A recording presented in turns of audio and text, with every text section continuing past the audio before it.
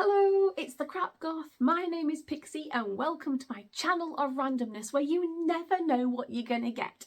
Today is another questions with. So for those people who are new to the channel who haven't seen previous videos, I asked a select few people across the world to invite them to ask me 10 questions. Any 10 questions. It can literally be rude, funny, intimate, personal, things about KORI, things about any member of the family. And the response has actually been incredible. We've had things literally coming in from all ends of the earth. It's been amazing. Like, this is going to be an ongoing thing. So if you guys do want to join in on this, please do stay tuned, and I'll tell you at the end of the video how to do that as well if it's something you want to do. But this one today is questions with Jamie, and I really hope you enjoy them because some of them are quite funny. Hi, I'm Jamie Bremer, and I live in Albany, Georgia with my husband, Karl. We've been married 43 years. This will be our 44th year in September. Hi, Pixie. My first question to you is, when did you decide to be goth, if that's the way you would ask that? Okay, so firstly, hello Jamie and Karl, and thank you so much for participating in this. And in answer to your first question, which I have a little list of things here, when did I decide to become goth? So I actually remember this pretty clearly. So I was walking through town with my mum. I had to be 14, possibly 15. I think it's about 14 years old. And we were at the Co-op, which is a local shop. And across the road, I saw two people, this couple, and I was just instantly like, oh my God, they look amazing. Now, these were goths, like full-on trad goths. Like, they were, so they had, like, they were caked, that black hair, they had the piercings, they had the full black clothes, the black boots. They were literally like midnight walking through the town. And we live in a town which is, you do now, but back then you just did not see anybody like alternative at all. My parents were bikers. That's about as alternative as you got. And I remember looking at my mum and saying, oh my God, who are they? And mum said, oh, they're a gothic couple. I'm like, I want to be a goth. I want to look alternative. I don't want to be normal. And I was a skinny, frizzy haired, I had acne. I was just this little whimpering child who had no confidence. And I'm like, that is what I want to look like. And my mum's like, you're not doing it. I'm like, you want to bet? And I think I just started, I worked part-time when I got 16. I worked part-time in a cafe. And so I started spending my money on as much goth stuff as I possibly could get my hands on. And it was a phase I was going to grow out of, which I think pretty much all parents have said to their kids. And I never grew out of it. I did kind of go on. So I was traditional goth at first. Then I went kind of Victorian goth. And then in my 30s, I went cyber goth, which is very, very colourful, and there's the like synthetic falls in my hair and the black tutus and the neon green and black tights, and I loved neon green and black at that point, and the respirators and all that kind of stuff, like big giant syringes in my hair, because I have a bit of a medical fetish as well, bit of like inside info there. But yeah, and then now obviously I would class myself, when I get dressed up, obviously I'm not always in pyjamas and stuff, but when I get dressed up I very much probably am pastel goth now. So very, very the cutesy goth, which is kind of cool. So yeah, 14 years old was the point when I was like, I want to be a goth. And 16 years old, I got my first tattoo, which was illegal. And it just went from there. But I love it. I absolutely love it. Yeah, much to my mum's disgust at the time. But I rebelled. Hey, what can you say? Question number 2, Pixie. What is your favorite food? What is my favourite food? Can you tell by the size of my ass? Pretty much everything. I like a lot of foods I actually can't eat. So I can't have potatoes. Really, I have chips occasionally, or fries as you call them. occasionally. But so I love pastas, and my grandma's Indian, and we grew up eating a lot of spicy food as well. So my mum was an amazing cook, so I grew up with the curries and things like that, which is great. But if I had to only choose one food to eat for the rest of my life, it would have to be a roast dinner, like the full works, like the stuffing balls and the roast parsnips. I love Brussels sprouts. They're literally my most favourite vegetable in the entire world. I could eat bowls of them ones. And yeah, just a full roast dinner with lots of gravy and mint sauce would be my absolute favourite meal ever. Love it. Awesome. Question 3 for you, Pixie, is if you could go anywhere in the world, where would you go and why? That is a really good question. So if I could go anywhere, where would it be and why? So initially, before YouTube started, I would have said Australia, straight away off the bat, Australia. I could never understand why I was drawn to it. I know a couple of my friends actually emigrated out there whilst I was younger. And I was so drawn to it. Like, I'd watch Home and Away and Neighbours, and I'd actually cry because I longed to be there. And I've got a family over there, which I now know, which I didn't then. So I have family over there. So Australia still is a huge destination for me. It's probably my number one destination would be Australia. And that would be to go over and meet my family. And I just like to go. And I've got pen pals over there, and I've made friends through YouTube now as well. So we actually have been invited to go over and stay with a family, which is amazing. We can't afford to do it, unfortunately, but so if you're watching this, hi to Lawson and his family as well. But yeah, so I would definitely want to go to Australia. That is a huge one for me. And no, I don't mind spiders. No, I don't mind snakes either, so it's fine. The other ones would be Japan. I think pretty much everybody knows that Japan is a huge one. Japan for me is, I love the culture. And I'd love to go and see kind of like temples and shrines and then there's the whole kawaii aesthetic of things. So going over to Harajuku and going on the Shinjuku trains and all that kind of stuff. I love it. And the gachapons and the vending machines and the street food, and like, because KORI and I would watch a lot of YouTube channels. YouTube was just an amazing insight to Japan for us, and it's something we really wanted to go and do. So for the cutesy side of things, I'd go for all the kawaii things. So Sanrio Land, I would definitely go to Sanrio Poro Land, which is amazing. And I'd like to go to Disneyland over in Japan, because they do a lot of different merchandise there that they don't do anywhere else in the world. But obviously the culture side of things as well. Although, unfortunately, because of my look, because of how heavily I am tattooed, I wouldn't be allowed in certain places of Japan. But I would love to go. I just would love to be there. But it's a very big place, and it's obviously the tidal waves, and the earthquakes and the busyness scares me. But I would love to go. And now, obviously, because of YouTube and because of meeting so many amazing people across the world, America, Canada, they are also now added to the list as well. So yeah, travel is something I've never really done.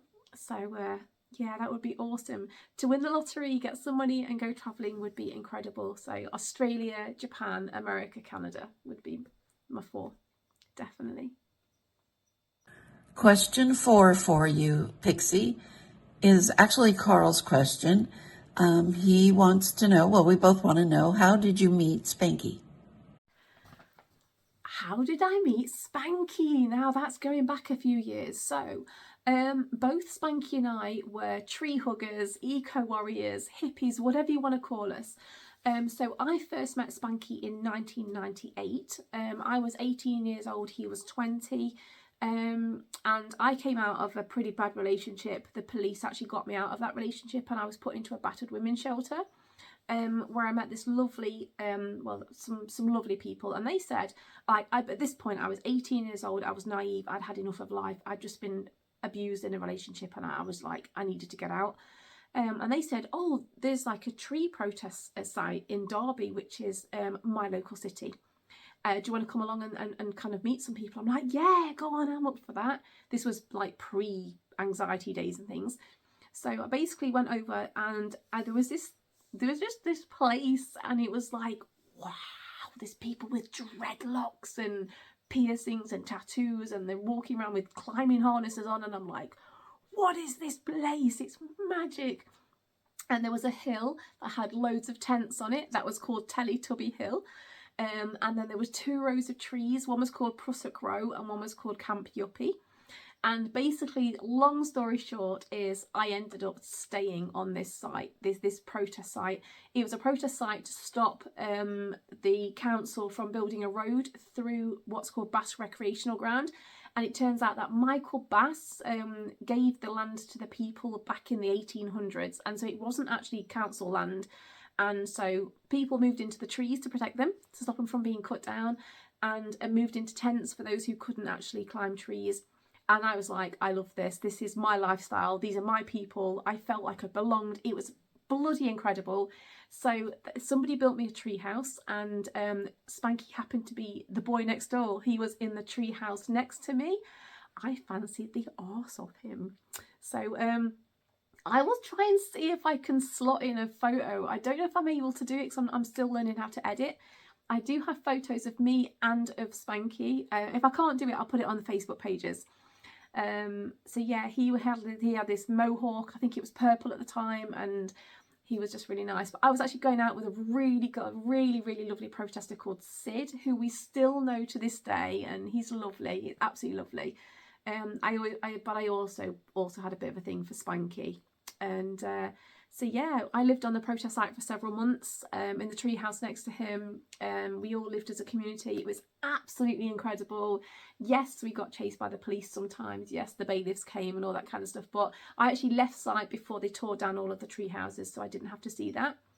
Didn't see Spanky for 18 years after that. I often asked about him, but we only used nicknames, so we didn't actually know anybody's real names. And then the local, I think it was like the local paper, they put something online, I think it was Derby of Yesteryear on Facebook actually, and it was kind of like, do you remember the Bass Rec protesters? And then I saw a name was like tagged, and it's not somebody I recognised or even associated with, so I kind of messaged them, and it turned out to be Spanky, which was amazing. And so we arranged for a bit of a reunion with Danny, which is another one of my friends who we lived with on the site, and he was local to me at the time. So the 3 of us met up, and basically KORI, Spanky and I spent pretty much an entire summer living on this beautiful land. Danny was living in a teepee at the time, and there was spare teepees, so we slept in that, and we fell in love over that summer 18 years later. Yeah, very quickly he moved in with us. He was living in London, and he moved in with me and the children, and within a few months I was pregnant with Astara. And there we go, ended up being married and everything, and we've been together now. This is our 8th year, so yeah, it's mad.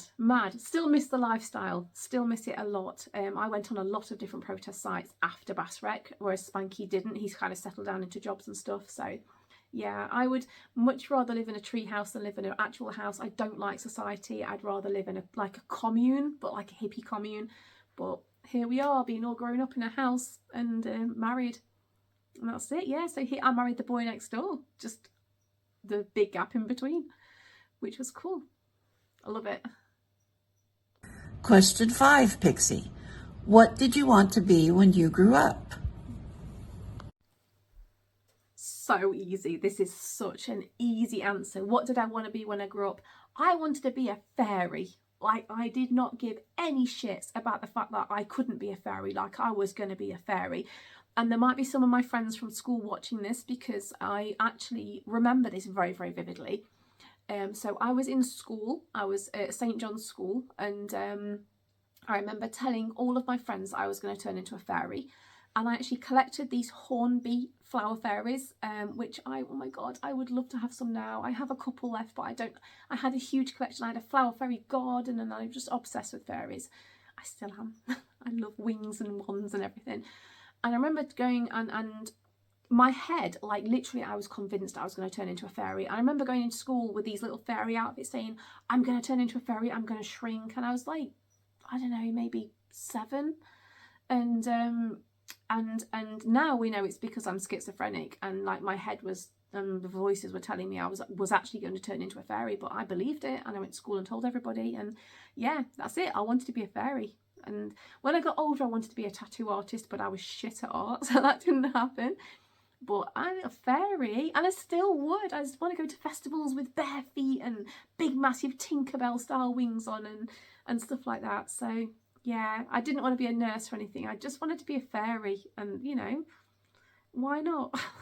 I still want to be a fairy. Like, I'm not. I'm old and I'm wrinkly and I've got shit hair and I have wings tattooed on my back actually. I do have wings, but they're bat wings, not fairy wings. I'd be a bit of an alternative fairy at that.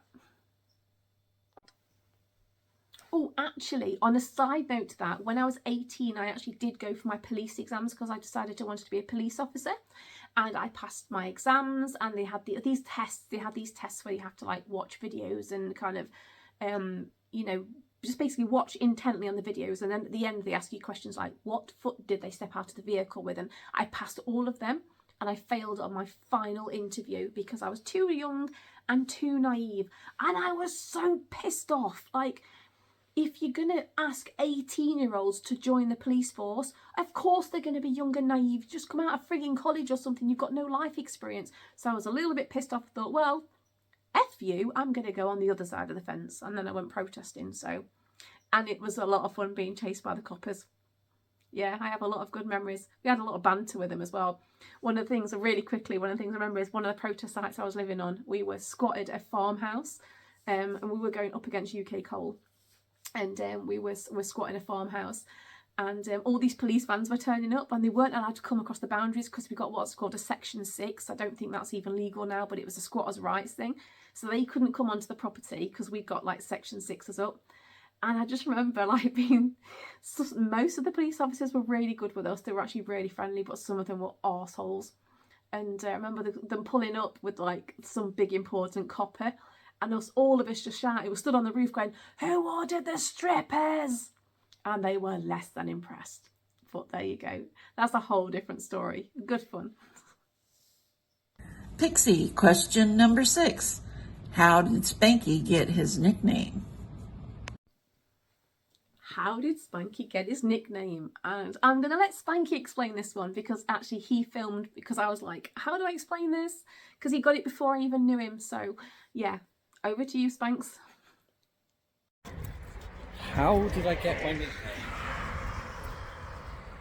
Okay, here goes.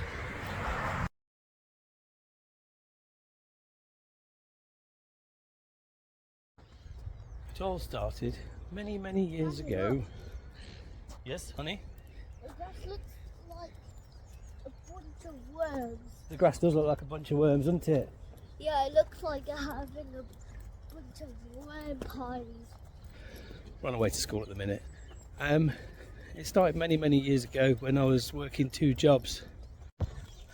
And so as a result, I was doing day shifts and then going to work at a bar at night for a fair couple of months, and started getting a bit flagging and tired. I turned up to the day job absolutely shot hard with huge bags under my eyes. I had suitcases and full luggage, and so one of the chaps decided to call me Smack because I looked a bit like a smackhead apparently.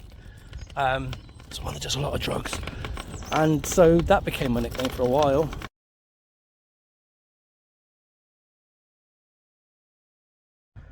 So that stuck for a little while, until I went to college, and then I met someone in my class called Jim, who was very much like this chap here. And when we had our introductions of, tell us something interesting about you, I had, oh well, my nickname's Smack, at which point he just laughed and went, nah, we're going to call you Spanky. And yeah, stuck from there. So that's it. Pixie, question number 7. How did you come up with Astara's name? I think it's a beautiful name. I have never heard that before. Okay, so we came up with the Ostara's name because it's the Wiccan and pagan celebration of Easter. So Ostara is usually spelled O-S-T-A-R-A.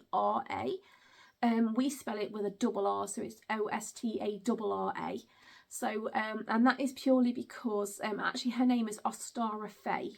So Ostara Faye Travers Stovell. So Ostara came from because I'm pagan, so it came from the Easter, and that's the time of year that Spanky and I first met on the protest site.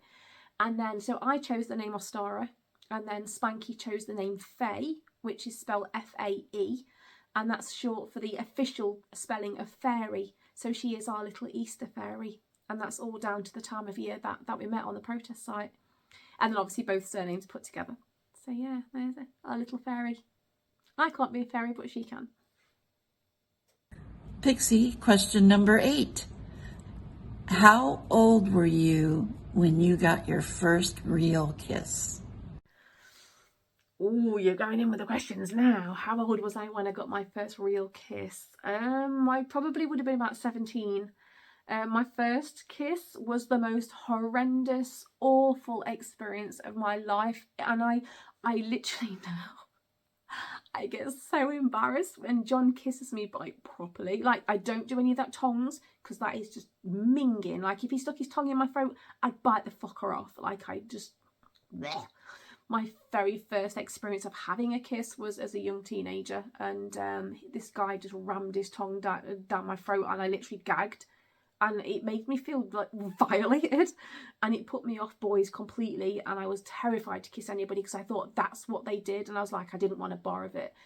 Then I got into my first serious relationship, and yeah, and I suppose that's when I had my first kiss, and it wasn't like that, but I don't like doing it. I don't like kissing. It makes me very uncomfortable. It makes me, even now from all those years ago, I mean, I'm 44 now, I still giggle like a teenager when John goes to we don't do it often, but when he goes to kiss me properly, I literally get really embarrassed and I pull away and I start giggling, and he's like, oh my god, what are you like? Because I just don't know how to do it. I don't know how to kiss properly. I've never really had that because I've always been afraid of it. We'll give each other a quick peck on the lips or something, and then I just kind of scurry it off. Yeah, it was awful. It traumatized me literally for life. Yeah, I would happily never properly kiss again. It's yeah, I just don't like it. And I don't know how to do it. So bad. Question number 9. What is your biggest pet peeve? So this one, what is my biggest pet peeve? Oh my god, I don't have just one, I have several, and they really, really piss me off, like, so bad. So, one of my biggest is lack of manners. Now, I know that I swear all the time. I literally am.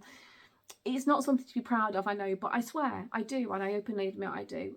But bad manners really, not the band, but bad manners really gets to me. Like, I think it doesn't take much to say please and thank you, to hold a door open for somebody, to allow somebody to go. Like when I'm driving, I'll let people go off junctions and stuff.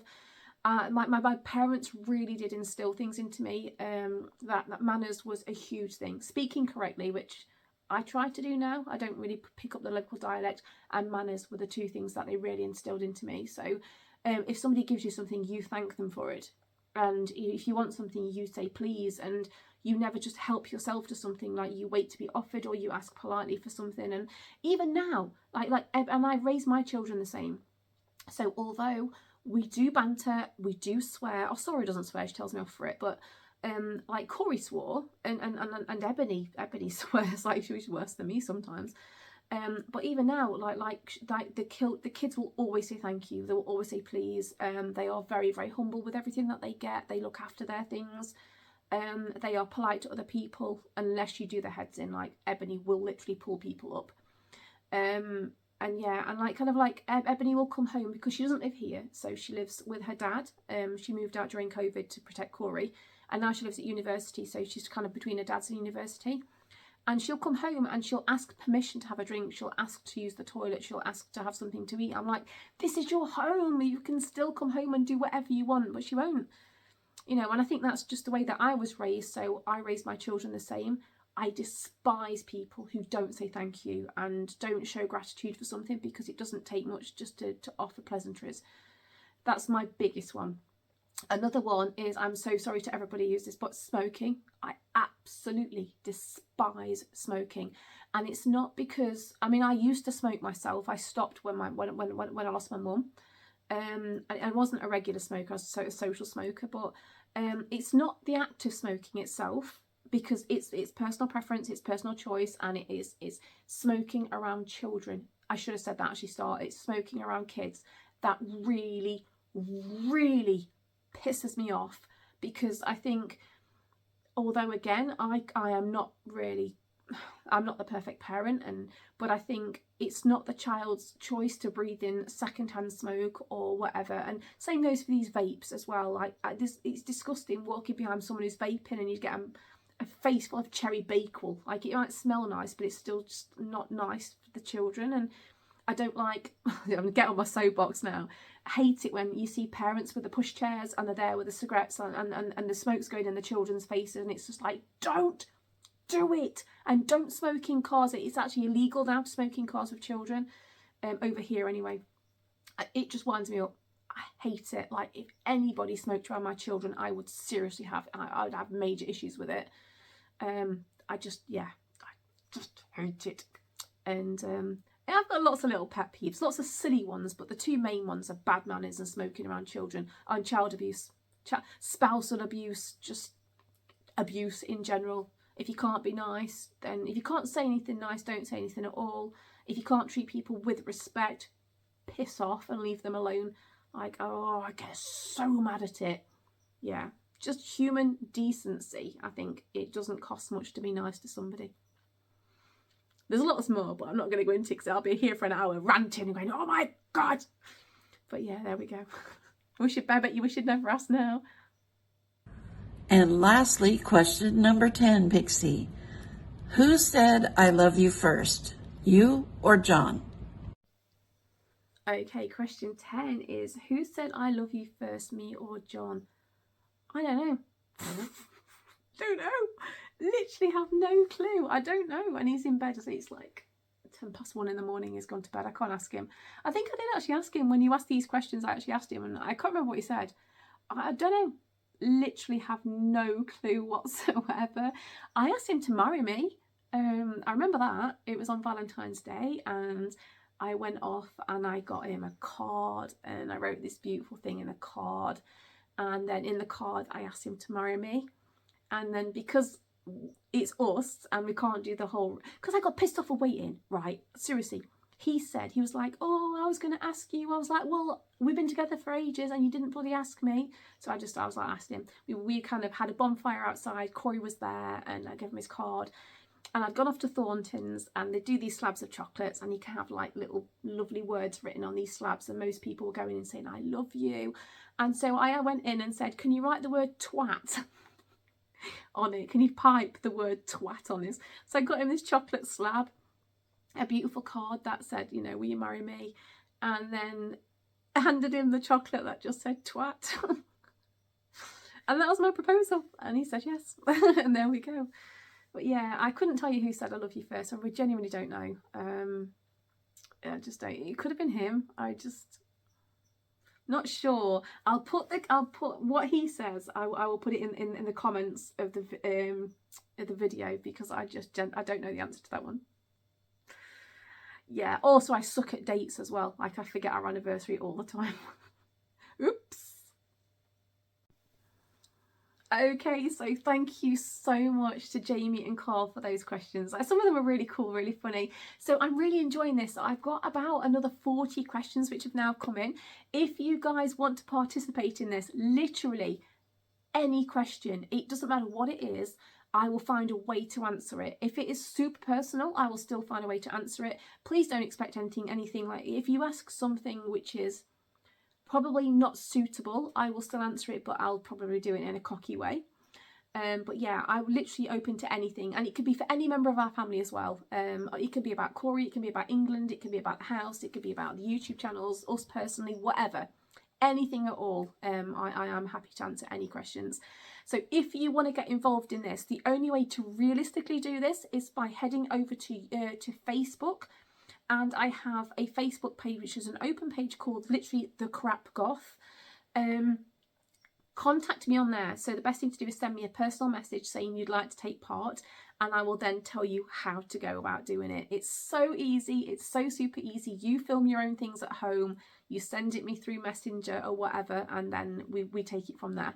It's a really easy thing to do. If you want to do it, let me know, because this is going to be an ongoing thing and I think it's good fun. So thank you so much to Jamie and Karl for taking part in this.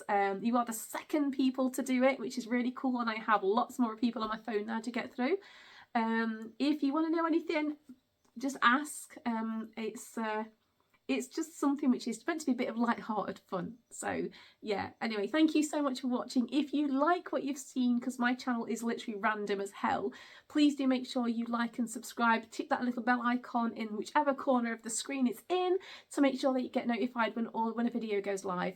And it helps me massively. And I've got to say this as well, I'm trying to get my channel to 20,000. So I'm currently sitting around 17,400 and something at the last count. When it gets to 20,000, I start doing giveaways. I have prizes here. They are amazing prizes. They're really kooky, awesome stuff. I will ship anywhere across the world as well, so there's nothing for you to pay. All you've got to do is get this channel to 20,000, and then for every 5,000, I'll be doing an awesome giveaway. So yeah, let's get going, let's get sharing, let's get commenting, let's get subbing. Please share this channel.